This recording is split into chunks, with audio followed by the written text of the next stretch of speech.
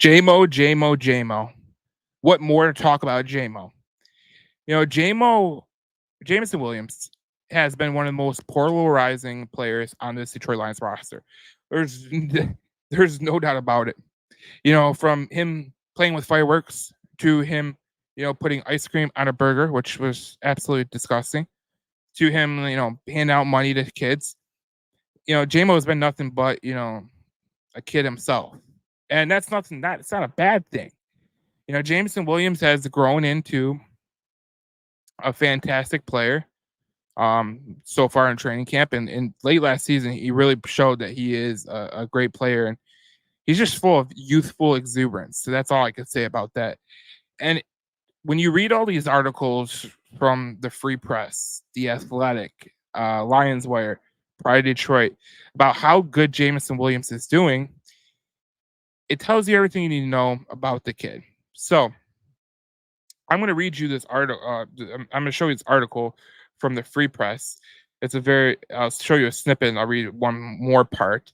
But this shows about what Jameson Williams is truly about.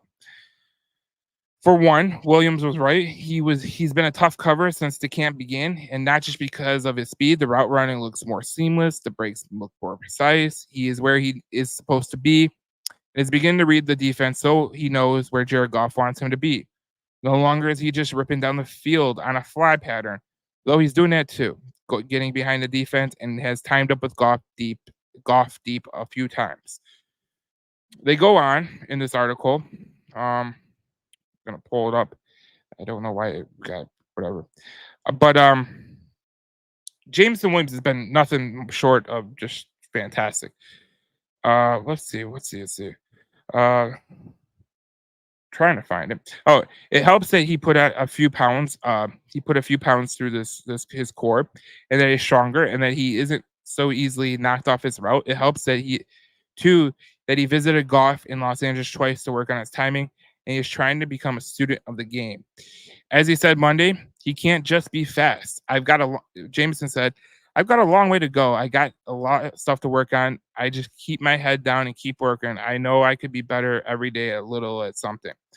More than anything, Williams is starting to sound like a professional. Like this is a job. Like he knows that while his speed, even at this level, remains a separator, that next contract isn't coming if he's just running fast. This doesn't mean that he wants to leave, doesn't want to have fun. That was part of his problem. That was part of his problem too. He wasn't. Not his first 2 seasons. Not after missing so many games as a rookie, coming off a knee injury at Alabama. Not after getting suspended for gambling early in the season. The first wasn't his fault. The second obviously was. All that missed time left him slightly disconnected from the team, even though he was mostly around. When he returned last season, the stuff worked into the game plan. He began to make plays. The playmaking helped build his confidence. The confidence helped him study and practice. And by the time this season ended, he'd realized what it was going to take to make a real difference on this team. Now he said, "I'm on a mission to get this team back to the playoffs and beyond the title game, to make as many plays as he can for the fans who screamed for him Monday, and gave him a standing ovation for the obvious improvement to be the player that he was before he tore his ACL, only better and more complete to bring energy." We all know that Jameson Williams has the talent. We all know that Jameson Williams is a player that every one of us is intrigued by. Every one of us. And I wanted to put in perspective. I have a video coming out maybe Wednesday, maybe Thursday. It's about JMO. And it's about how he's going to have a real effect on Sam Laporta. Because I went back and I watched some of the games. And I thought it was very, very interesting, especially in the New Orleans game. When JMO was on the field, New Orleans defense shaded to JMO's side. They double covered Amon-Ra, and so they left Sam Laporta going up the middle. Sam Laporta had one of his best games against New Orleans Saints. So, all that being said, JMO really affects how teams play him. And when you got guys like Jahmyr Gibbs coming out of the backfield, Sam Laporta coming out of the tight end spot, Brock Wright coming out of the other tight end spot as second tight end, they can't double all these guys. So someone's going to get open. Someone's going to have a really good matchup against the guy they're going against. And having a guy like Jameson Williams on that side of the field who is going to help you because defenses can no longer go, oh, JMO, he's a kid, he's not that great. The NFC title game showed you everything he was about. He made that reverse. He did a damn good job catching that ball that gave him an opportunity to get the onside kick. Like, this is what we expected from JMO. And I think a lot of people, they called him a bust or a fraud or whatever the hell it was. It was just stupid context, stupid people that were talking. But the reality of the situation was this.